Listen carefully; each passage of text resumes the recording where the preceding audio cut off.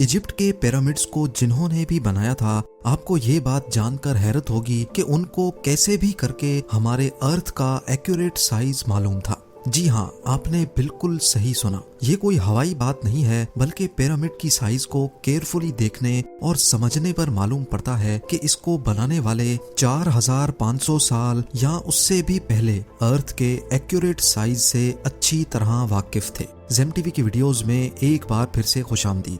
नाजरीन, इजिप्ट के पिरामिड्स के बारे में हम जितना ज्यादा जानने की कोशिश करते हैं, उतना ही इसमें उलझते जाते हैं। इस बात में कोई शक नहीं है कि इजिप्ट बेशुमार मिस्ट्रीज से भरा हुआ है, जिनको आज तक इजिप्टोलॉजिस्ट जानने की कोशिश कर रहे हैं।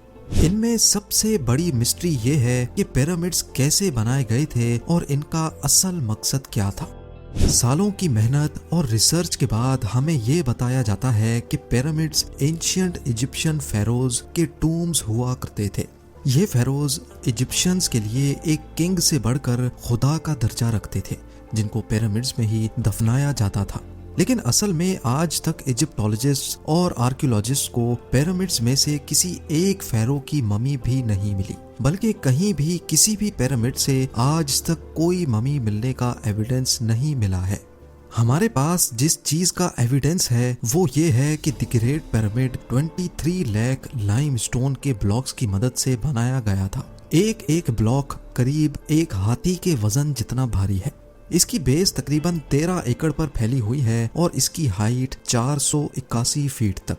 हमें यह भी देखने को मिलता है कि इन तीनों पिरामिड्स की ईस्टर्न और वेस्टर्न वॉल्स बिल्कुल सीधी नॉर्थ पोल की तरफ जाती हैं। इतने बड़े स्ट्रक्चर को हजारों साल पहले आजकल के मॉडर्न कंपास जितनी एक्यूरेसी से नॉर्थ पोल की डायरेक्शन में सीधा खड़ा किया गया था, जिसमें कोई दो राय नहीं है। ये वो सबूत है जो आज भी हमें देखने को मिलता है। सिर्फ इतना ही नहीं, बल्कि पिरामिड्स की बेस का लेवल 0.75 इंच जितना एक्यूरेट है। आप में से जो इंजीनियर हजरात हैं, उनको अच्छी तरह मालूम होगा कि 3 एकड़ जितने एरिया का इतना एक्यूरेट लेवल आजकल के मॉडर्न लेजर लेवलिंग सिस्टम के जरिए ही हासिल किया जा सकता है। हत्ता कि हमारे पास इस चीज का भी एविडेंस है कि पिरामिड की चारों साइड वॉल्स, जिनको 5 टन वजनी स्टोन ब्लॉक्स रखकर एक खास एंगल में खड़ा किया गया था, इन चारों की लंबाई एग्जैक्टली 230 मीटर्स है। अगर इन चारों में कोई डिफरेंस है तो वो 2 इंच से ज्यादा नहीं है। यानी ये वॉल्स एक दूसरे के मुकाबले में 99.98% एक्यूरेट हैं। बात अभी तक यहाँ खत्म नहीं हुई। जिन लोगों ने भी द ग्रेट पिरामिड बनाया था, उनको हजारों साल पहले भी अर्थ की साइज का अच्छी तरह इल्म था। जी हाँ, ये पॉइंट गौर से सुनिएगा। जैसा कि आपको मालूम है कि सर्दियों में दिन छोटे और रातें बड़ी हो जाती हैं। इसका बिल्कुल ही उलट गर्मियों में पाया जाता है, जिसमें रातें छोटी तो दिन बड़े हो जाते हैं। लेकिन साल में सिर्फ 2 दिन ऐसे होते हैं जिसमें रात और दिन दोनों एक जितने ही होते हैं। एक होता है 21 मार्च और दूसरा दिन होता है 22 सितंबर। इन दोनों दिनों में सूरज इक्वेटर के बिल्कुल सेंटर में होता है, जैसा कि आप इस फोटो में भी देख सकते हैं। बाय द वे, इस मोमेंट को, इस घड़ी को सोलर इक्विनॉक्स कहा जाता है। इसका मतलब ये हुआ कि इन 2 डेट्स में 12 घंटे का दिन और 12 घंटे की रात होती है। 12 घंटों को अगर सेकंड्स में कन्वर्ट किया जाए तो ये 43,200 सेकंड्स बनते हैं। अगर 43,200 को द ग्रेट पिरामिड की हाइट से मल्टीप्लाई किया जाए तो उसका जवाब आता है 6,333 किलोमीटर्स। ये उतनी ही लंबाई है जितनी अर्थ के पोलर रेडियस की है। अगर परसेंटेज में देखा जाए तो पिरामिड्स बनाने वालों की कैलकुलेशन 99.63% एक्यूरेट है। अब आप सोच रहे होंगे कि ये कोई कोइंसिडेंस है, कोई इत्तेफाक है, लेकिन पिरामिड की बेस का पेरीमीटर जो कि 0.921 किलोमीटर्स है, उसको अगर 43,200 से मल्टीप्लाई किया जाए तो जवाब आता है 39,804 किलोमीटर्स।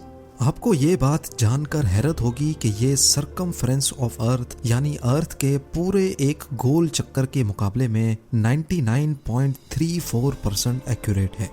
कोइंसिडेंस तो सिर्फ एक मर्तबा होता है, लेकिन 99% से भी ज्यादा एक्यूरेट रिजल्ट वो भी 2 मर्तबा आना हमें एक गहरी सोच में डाल देता है।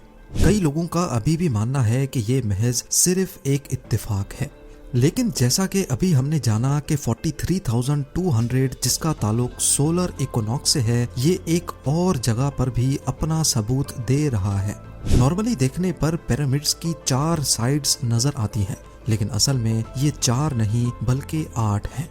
जी हाँ, ये 8 साइड्स सिर्फ सोलर इक्विनॉक्स वाले दिन ही ऊपर से देखने पर नजर आती हैं। ये डिस्कवरी पहली बार 1940 में एक ब्रिटिश एयरफोर्स पायलट ने की थी, जब वो पिरामिड्स के ऊपर से गुजर रहा था।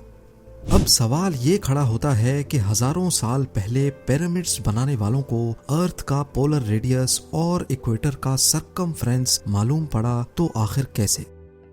इजिप्ट के पिरामिड्स हमारी सोच से भी ज्यादा कॉम्प्लिकेटेड हैं। ये तमाम फैक्ट्स जानकर यकीन करना मुश्किल हो जाता है कि इनको 4,500 साल पहले एक कदीम दौर में बनाया गया था। क्या उनके पास कोई जादुई ताकत थी, या फिर वाकई किसी और मखलूक ने इनकी मदद की थी, या फिर इनको इजिप्शियंस ने बनाया ही नहीं था? Graham Hancock fingerprints of the God के ऑथर हैं। इन्होंने पिरामिड्स को ओरायन कॉन्स्टेलेशन के 3 स्टार्स के साथ लिंक करने की थ्योरी दी थी। इस थ्योरी के मुताबिक गीजा पिरामिड्स की पोजीशन ओरायन कॉन्स्टेलेशन के 3 स्टार से एग्जैक्टली मैच करती थी। लेकिन मसला ये है कि ओरायन कॉन्स्टेलेशन के ये स्टार्स पिरामिड्स की पोजीशन से ना आज मैच करते हैं और ना ही 4,500 साल पहले एंशियंट इजिप्शियंस के दौर में मैच किया करते थे, बल्कि ये 13,500 साल पहले एग्जैक्टली पिरामिड्स की पोजीशन से मैच करते थे।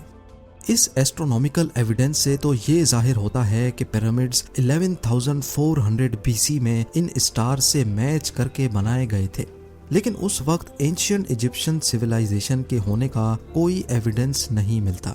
अगर आपको लगता है कि ये एस्ट्रोनॉमिकल एविडेंस कमजोर है, तो फिर इस फिजिकल एविडेंस के बारे में क्या ख्याल है? बॉस्टन यूनिवर्सिटी से ताल्लुक रखने वाले प्रोफेसर रॉबर्ट स्कूच का कहना है कि गीजा प्लेटो, जो आज एक ड्राई जगह है, ये फेरोज के टाइम में भी ऐसी ही ड्राई होती थी। लेकिन लाइमस्टोन से बने 240 फीट बड़े इस स्फिंक्स पर यह इरोजन सिर्फ हवा और रेत की वजह से नहीं, बल्कि इसमें पानी का बहुत बड़ा किरदार है। ये इरोजन सिर्फ तब मुमकिन हो सकती है जब पानी यहाँ से स्पीड में गुजरा हो। इस किस्म की इरोजन हमें कई और पहाड़ों पर भी देखने को मिलती हैं, जो किसी दौर में तेज पानी की लपेट में हुआ करते थे। अगर स्फिंक्स भी एंशियंट इजिप्शियंस ने ही बनाया था, तो उसके बाद तो ये जगह आज तक खुश्क ही रही है। क्या कहीं इस दौर से पहले तो यहाँ पानी नहीं था? साइंस के पास इस बात का एविडेंस मौजूद है कि 9,700 BC में हमारी दुनिया से आखिरी आइस एज खत्म हुई थी। ग्लेशियर्स पिघलकर पानी बन गए और समंदर का लेवल 500 फीट मजीद बढ़ गया था। इस इवेंट के दौरान अच्छा खासा पानी इस जगह से भी गुजरा था जहां आज ये स्फिंक्स मौजूद है। शायद आपको याद होगा, ये बात मैंने टूटनखामुन के नेकलेस वाली वीडियो में भी की थी। पिरामिड्स का अर्थ की साइज और इक्विनॉक्स के साथ कनेक्शन, इनका ट्रू नॉर्थ को फेस करना, लेजर लेवलिंग जितनी एक्यूरेसी से इसकी बेस का लेवल होना, यहाँ ममीज का ना मिलना और पिरामिड्स की वॉल का 99.98% एक्यूरेट होना, ये सब चीजें हमें इशारा देती हैं कि शायद इनको इजिप्शियंस ने नहीं बल्कि किसी ऐसी सिविलाइजेशन ने बनाया था जो पास्ट में काफी एडवांस्ड थी। ये भी हो सकता है कि इजिप्शियंस को ये पिरामिड्स बने बनाए ही मिले थे और उन्होंने इसको टेक ओवर करके अपने रिलीजन के लिए इस्तेमाल करना शुरू कर दिया। इजिप्ट में कई मकामात पर पाई जाने वाली हायरोग्लिफिक्स, जिसमें एंशिएंट इजिप्शियंस ने अपनी हिस्ट्री और रिलीजन के बारे में काफ़ी मालूमात फराहम कर रखी हैं। अफसोस इस बात का है कि इन हायरोग्लिफिक्स में भी कहीं पिरामिड की कंस्ट्रक्शन के बारे में हमें कोई इंफॉर्मेशन नहीं बताई गई। अब इन सब में कितनी सच्चाई है, जैसे जैसे साइंस तरक्की करेगी वैसे वैसे एक ना एक दिन सच सामने आ ही जाएगा। उम्मीद है जेम टीवी की ये वीडियो भी आप लोग भरपूर लाइक और शेयर करेंगे। आप लोगों के प्यार भरे कमेंट्स का बेहद शुक्रिया। मिलते हैं अगली शानदार वीडियो में।